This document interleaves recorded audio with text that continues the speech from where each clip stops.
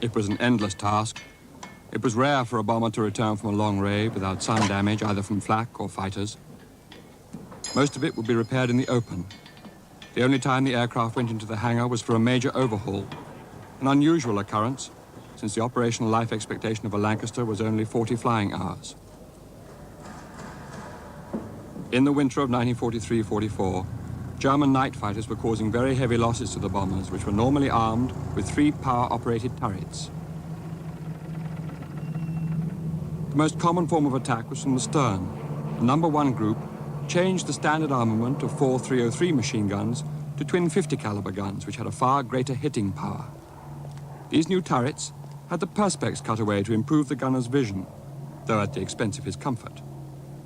The guns were tracked by hydraulic power, following the movement of the sights. Just as much a weapon as the guns, the highly secret radar and radio equipment which is only installed in the aircraft on the day of the raid.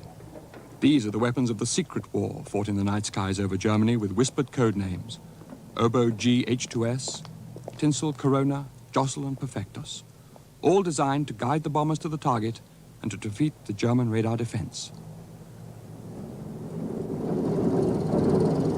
As one group of tradesmen leave the Lancaster, another arrive. This is the photographic section. Each Lancaster, when it drops its bombs, also drops a photographic flash, and an automatic camera records the bomb release point for later post-raid evaluation.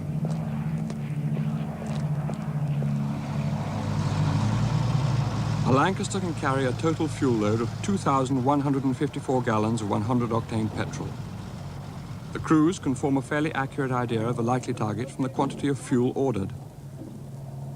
The aircraft has 4 main fuel tanks, 2 in each wing. Although they are self-sealing, they are not armor-plated. The German fighter pilots know exactly where they are. Okay, port. Okay, starboard. It seems impossible that one Lancaster will take practically the entire contents of the 2,500-gallon tanker. The payload. 500-pound general-purpose bombs are removed from the dump, a protected building partially buried and well away from the hangars and aircraft. The bombs are not yet fused, and though full of high explosive, they are considered relatively safe. 500-pounders form a part of most bomb loads, being either mixed with incendiaries or the 4,000-pound cookies, which are principally used against tactical targets. Even though unfused, 4,000 pounds of explosive has to be handled with care, for the bomb has a thin case. The remainder of the bomb load waits until the cookie is safely on its trolley.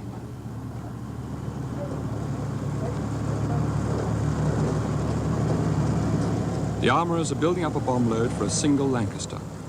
In this case, 12 500-pounders and 1 4,000-pounder. 10,000 pounds of bombs in all, and yet a moderate load for a Lancaster, which with little modification can carry more than twice that weight. The fusing hut. Here are fitted several different types of fuses, which are designed to detonate the bombs either on impact or to delay exploding them for a set period of time which can range from seconds to days. The cookie is fused. The transit plugs are removed, and detonators and a firing pistol are inserted. The pistol has a small windmill which will arm the bomb as it drops from 22,000 feet. It is wired up as a precaution against being inadvertently turned by the wind or by the slipstream from a propeller on its journey from the dump to the aircraft.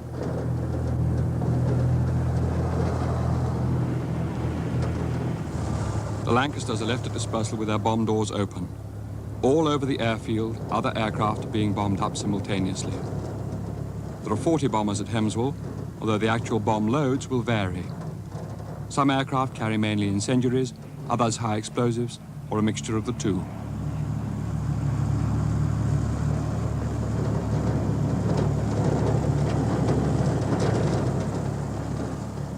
The tractor towing the bomb trolleys completes the circuit of the aircraft, is disconnected, and the 4,000-pound cookie manhandled into position.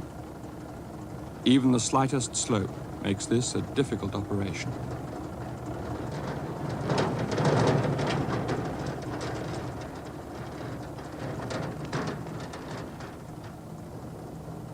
The rest of the load follows. A Lancaster can carry its own weight in high explosive.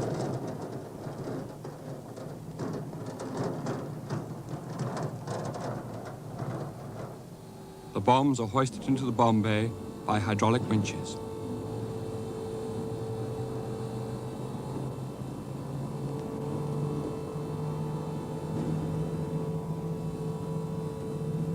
Fitting in the last 500-pounder is a tricky operation and is often aided by using the crew ladder. The safety wires are carefully removed from the cookie. The bomb is now armed. It's a dangerous operation, and several British and American aircraft have exploded while being bombed up. The bombs are safely loaded. Just a portion of the 2,700,000 tons of high explosives dropped on Germany during the war. This Lancaster, tested, fueled, and bombed up, awaits its crew. Only the pilots, navigators, and bomb aimers attend the main briefing. These men know that their chances of surviving a 30-raid tour of operations are no better than 1 in 3. A few months earlier, on the 31st of March, 94 bombers failed to return from Nuremberg. The RAF lost more aircrew on that single raid than during the whole of the Battle of Britain. Flight Lieutenant Bob Chandler, on the right, an articled clerk aged 22, is the pilot of V Victor. The film will follow his progress on the raid. Etiquette dictates that before the Air Commodore and Station Commander enter the briefing hut, one of the squadron commanders has to report that everyone is present. The senior officers then enter in strict order of rank. Military protocol having been observed, a detailed briefing for the night's raid now follows. All maps are uncovered and the target revealed. The big city, Berlin.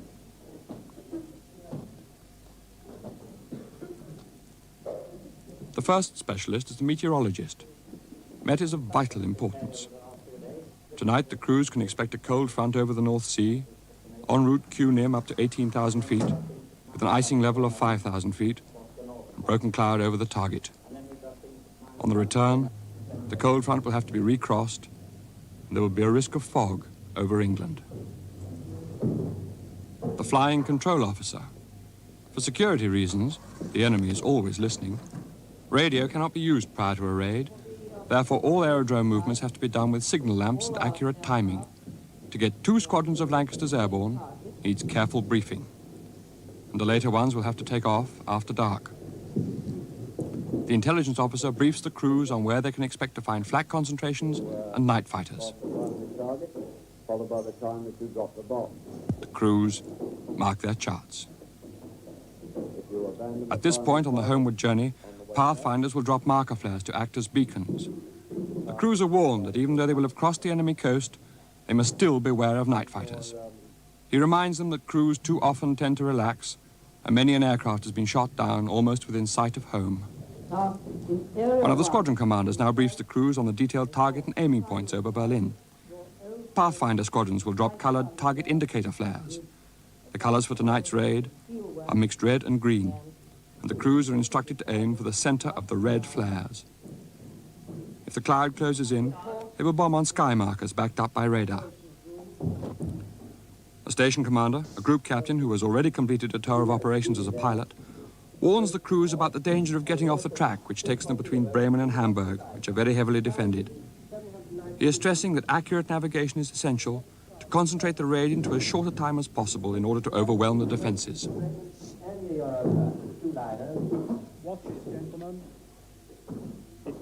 Timing is vital at every phase of the operation, and all watches are synchronized to Greenwich Mean Time.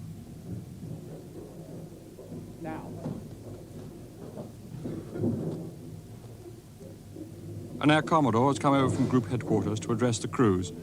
He reminds them that this is the first time aircraft from Hemswell have raided Berlin, stresses the importance of the raid, and wishes them good luck.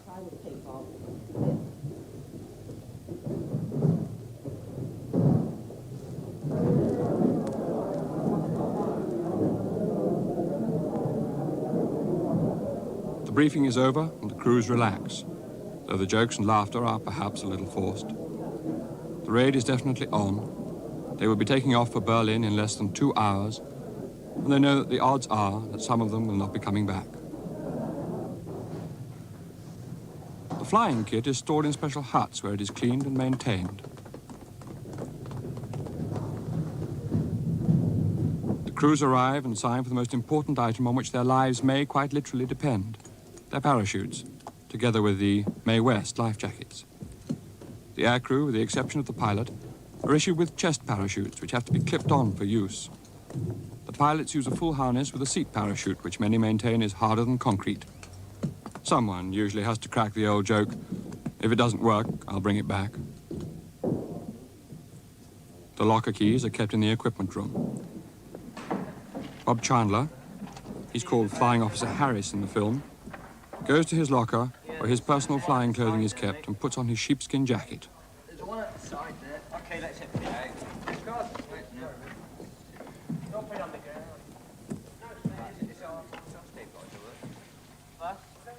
The jackets are supplemented by fur-lined boots and silk socks, all necessary to withstand the extreme cold encountered at high altitudes, temperatures of -40 degrees being commonplace. The whistles attached to the aircrew's collars are to help them locate each other should they be shot down over the sea.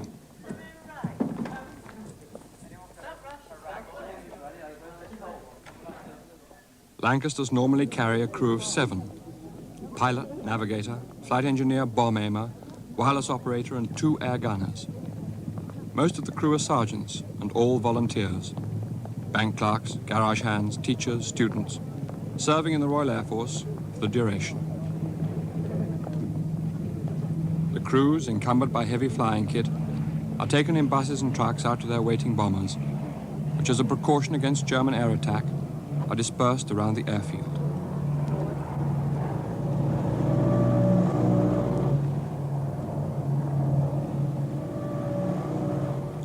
Avro Lancasters equipped 42 squadrons of Bomber Command in 1944. They were designed by Roy Chadwick and were originally twin-engined and called the Manchester. The engines, Rolls-Royce Vultures, were a failure, more aeroplanes being lost from engine trouble than enemy action. So Chadwick redesigned his aircraft around 4 Rolls-Royce Merlin engines, which had powered the Spitfires and Hurricanes in the Battle of Britain, and the Lancaster became the most efficient heavy bomber of the war.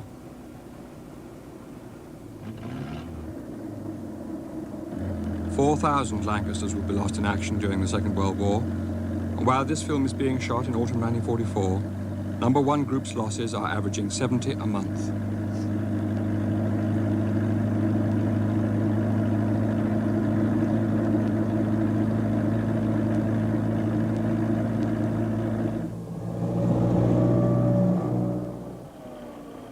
Flight Lieutenant Chandler and his crew arrive at their dispersal.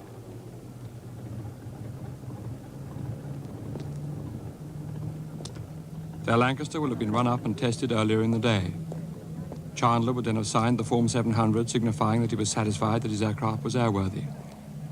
Nevertheless, crews were required to be in their bombers 1 hour before takeoff time. The aircraft has been standing on a windswept northern airfield all night, and as the crews clamber aboard, it is freezing.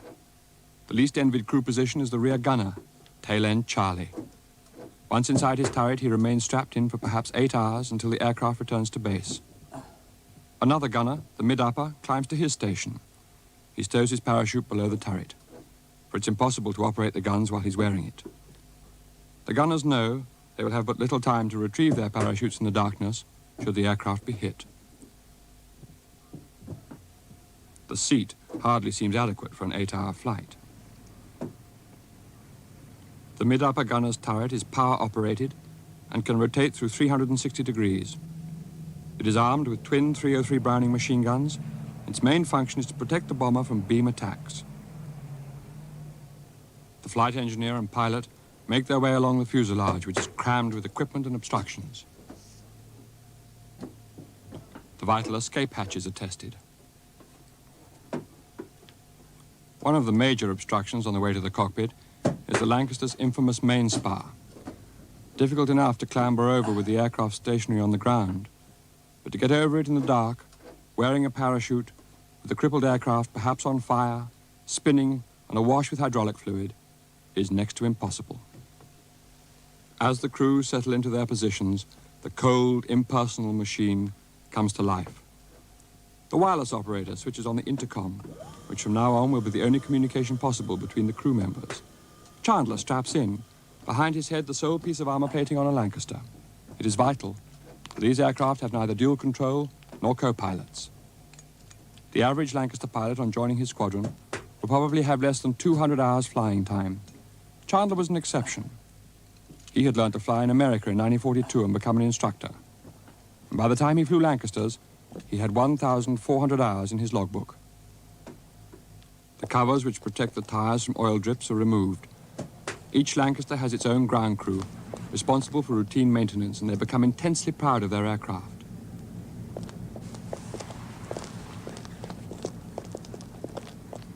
The starting trolley is wheeled into position. Covers and control locks are removed, and engines can be started. Starboard inner first, since this drives an electrical generator. Flashback on. Ignition on. Contact 3. Number 3.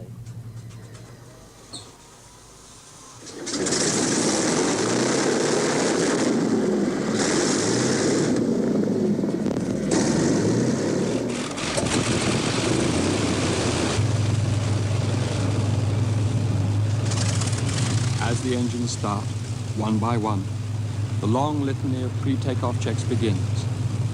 Ground flight switch, on flight. Altimeter, set. Instruments vacuum, check. Radiator shutters, open. Brake pressure, 300 pounds per square inch. Chocks away. Slowly, the 29-ton bomber eases forward and joins the others along the long, narrow perimeter track that wends towards the runway. The checks continue. Autopilot control out. Dead reckoning compass set. Aircraft trim set for takeoff. Propellers fully up. Fuel selection, 1 and 2 tanks selected, booster pumps on. Flaps set for takeoff.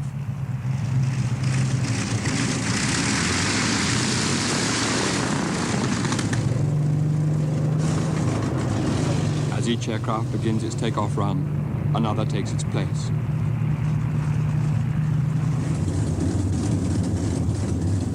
And waits for a green from the controller. Then the engines are run up to full power, and the pilot releases the brakes.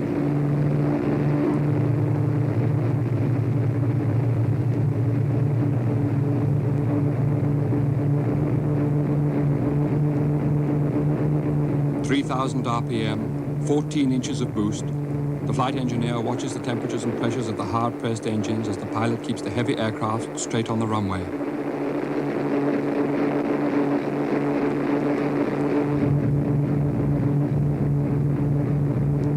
(2,154 gallons of petrol, 16,000 pounds of high explosive, and 7 men.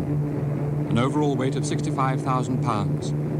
The flight engineer holds the throttles wide open as the Lancaster slowly becomes airborne.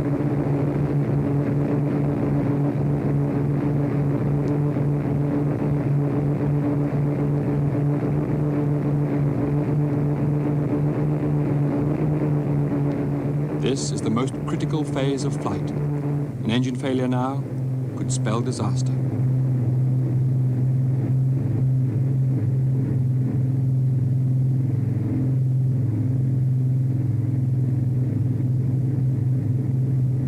A 1,000 feet. Safely airborne, the engines are throttled back to continuous climb, burning off fuel at 460 gallons an hour as the bomber is steered for the rendezvous point, which must be passed at an allotted time. Then, the course is set for the enemy coast and Berlin. During the short winter days, many of the bombers are having to take off in darkness from the 14 airfields which make up number 1 group, and several groups are combining to take part in this single raid.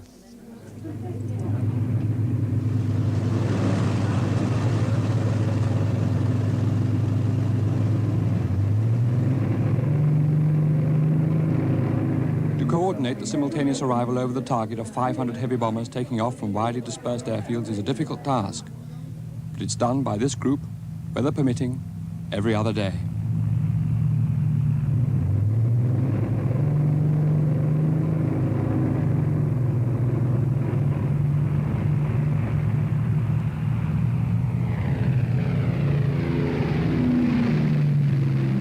As the 40th and last bomber takes off, the tally in the tower is completed. Each bomber is required to fly at a given altitude between 18 and 22,000 feet. Accuracy is vital since once airborne, aircraft rarely see each other in the darkness. Interestingly enough, when RAF night bombers fly daylight sorties later in the war, the crews are horrified to see how close together they must be flying at night. In the operations room at Group Headquarters, the progress of the bomber stream is followed. It is based on information from the Observer Corps and radar plots. The plot is maintained until the bombers fly out of British radar range. But by then, they're over the enemy coast, and their progress is being plotted in other operations rooms. Close watch is kept for the ever-present night fighters. From 1943, the navigators have had the use of such electronic aids as G, which, working from radio signals transmitted from Britain, enables the navigator to determine the position of his aircraft within a mile or so. It is turning navigation from an art into a science. The accuracy of G is such that navigators and selected aeroplanes in each group are detailed to work out the true winds they find over Germany, which can differ considerably from those forecast. The radio operators then transmit the information back to Group Headquarters.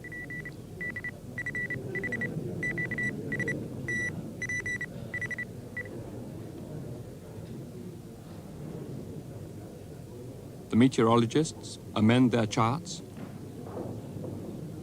and the corrected wind information is retransmitted to the bomber stream. For the bomber crews, the wind information is vital because G becomes unreliable after about 250 miles from the British coast. From now on, navigators have to use dead reckoning and route markers dropped by the pathfinders.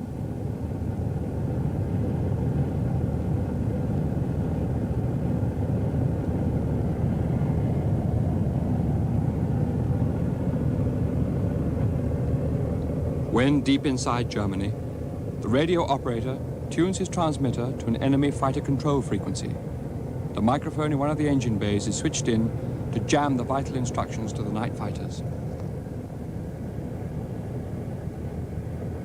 For the bombers, the radar-guided night fighters are the biggest menace. The Lancasters have to rely for defense on the vigilance of their gunners, who quarter the night sky hour after hour. Shortly before the target is reached, the bomb aimer takes his position in the nose of the Lancaster and begins to check the bomb release sequence switches. The bombs are dropped from the 33-foot bomb bay in a precise sequence, automatically preserving the balance of the aeroplane. The pilot now warns his crew they are approaching the target area, and the navigator switches on his H2S radar, which enables him to pinpoint his position. But H2S can only be used very sparingly because German night fighters have a receiver which enables them to home onto the radar's transmission. The first target indicators float down, dropped by Pathfinder Lancasters or Mosquitoes. The bombers head for the aiming point, 40 to the minute. And the first of 3,000 tons of bombs explode below on the markers.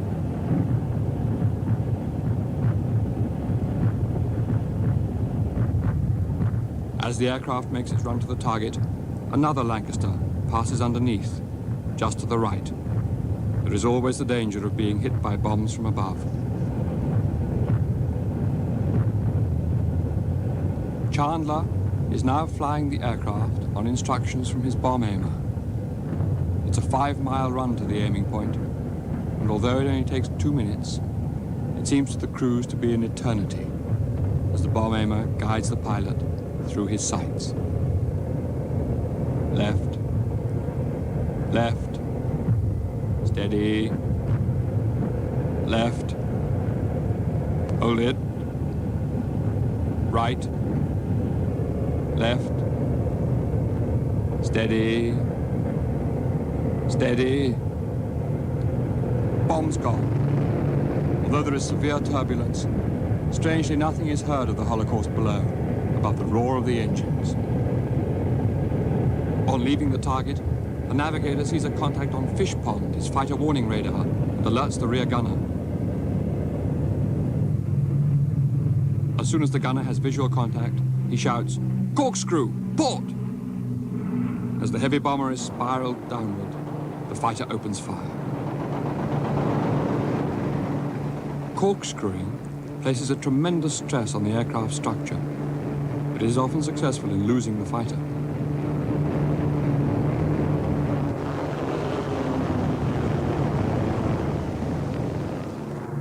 However, the burst of fire has holed a fuel tank.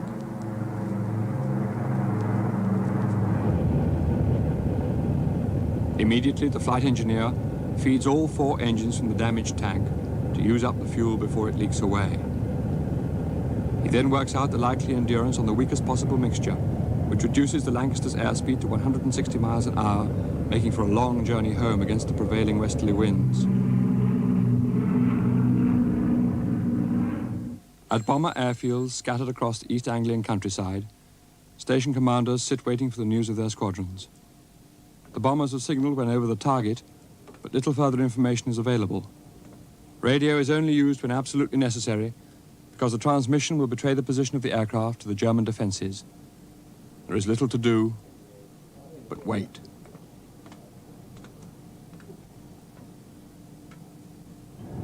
The navigator in V Victor works out the direct course for home. The aircraft is now back in G range, and he will know accurately when they are clear of the enemy coast.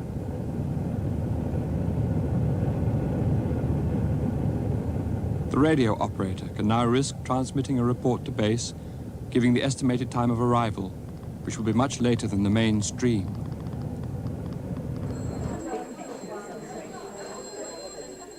In the operations room at Group Headquarters, the positions of the returning aircraft are plotted. Most are now clear of the enemy coast, over the North Sea and under British radar cover, enabling accurate fixes to be obtained. V Victor is now clear of the enemy coast, and the coffee thermos is opened. Few crews care to drink it earlier. It is thought to be tempting fate.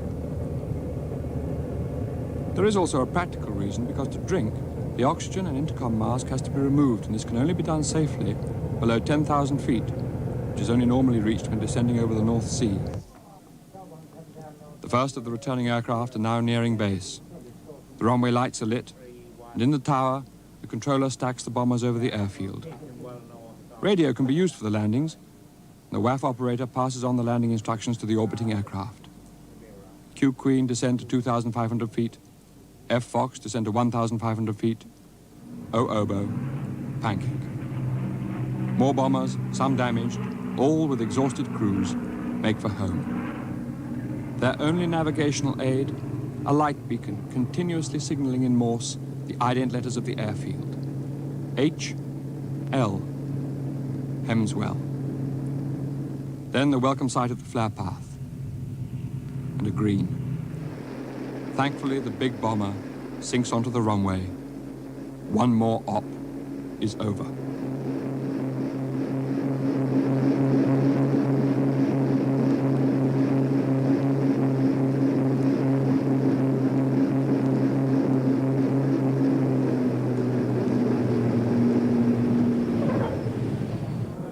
Immediately after landing, the crews are debriefed.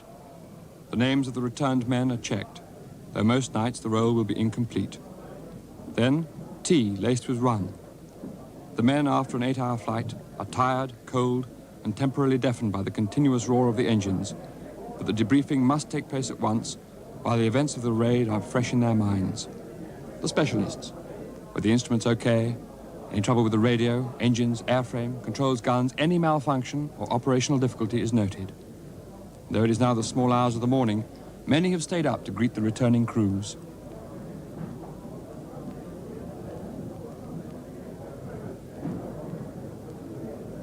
The main debriefing is conducted by intelligence officers, and the picture of a successful raid is emerging. But V Victor has not yet returned, and fog is forming.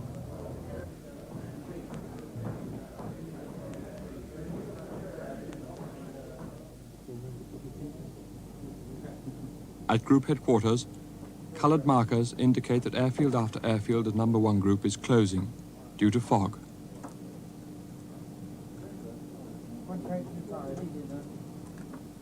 In 1944, there is only one possible way to get an aircraft safely down onto a fog-bound airfield, That is to divert them to one of the 15 airfields around Britain that is equipped with FIDO. The operations officers, knowing the critical fuel state aboard V Victor, divert the aircraft to the nearest FIDO-equipped airfield. FIDO stands for Fog Intensive Dispersal Operation, simply burning off the fog with tons of blazing petrol. Crude, but surprisingly effective. Flight Lieutenant Chandler in V Victor is diverted to Ludford Magna to land with the aid of FIDO. On the last reserves of fuel, the aircraft descends. Chandler throttles back, lowers the flaps and undercarriage, and trims the aircraft for the approach.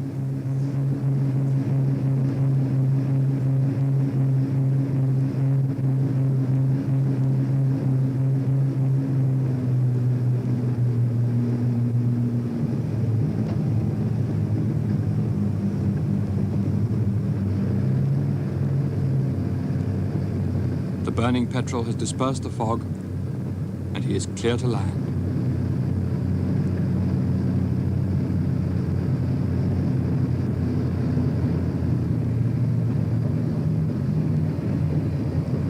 During World War II, 2,486 Allied aircraft landed safely in fog with the help of FIDO, at the cost of 100,000 tons of petrol.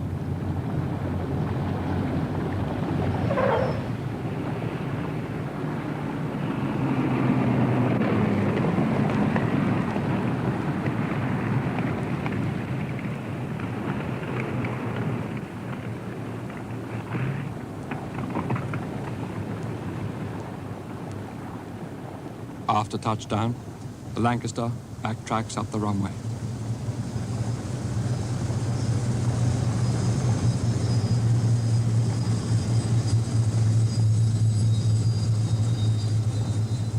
V Victor is guided to a dispersal.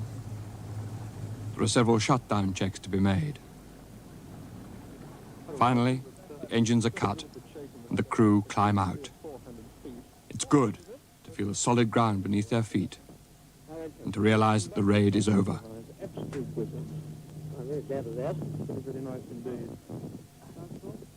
When a bomber is diverted to a strange airfield, the crew have to journey back to their base that night to be debriefed, which usually means a long journey over blacked-out roads. They will return for their Lancaster during daylight. Grand night down here. Anybody had a look at the airplane, see if there's any holes in it?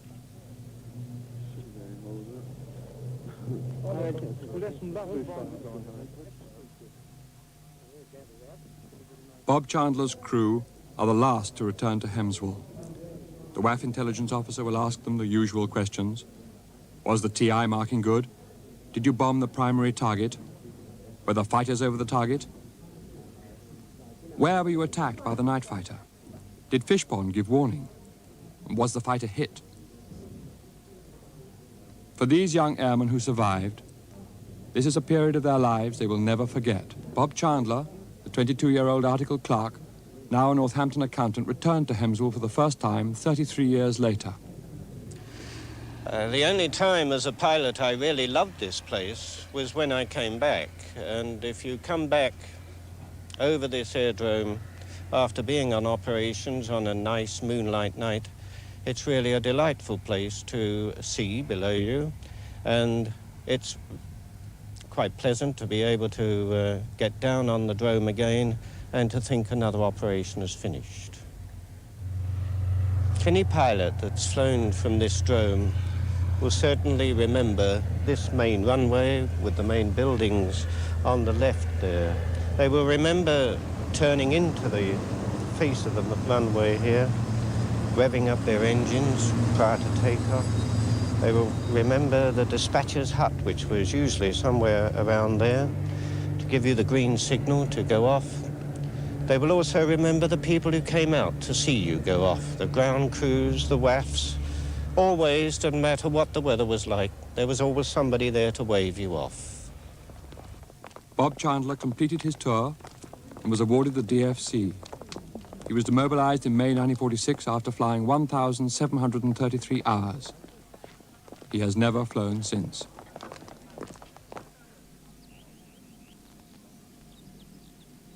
In the summer of 1978, Squadron Leader Jones, the intelligence officer, also returned to Hemswell.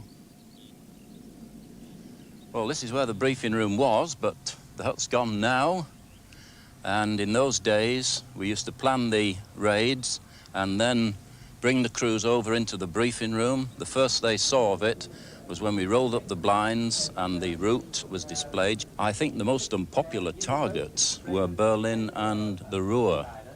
The Ruhr was known as Happy Valley. There was nothing happy about it. It was just a concentrated mass of guns and searchlights. All targets were unpopular as crews endeavored to survive to complete their tours. A tour of duty was 30 operations, and you had about a 1 in 3 chance of completing the 30 operations. That's the fact. If you could get through the first 5, you would halve your chances of going missing. I think people were pretty fatalistic about it. The Lancasters flew and were lost until VE Day, May the 8th, 1945.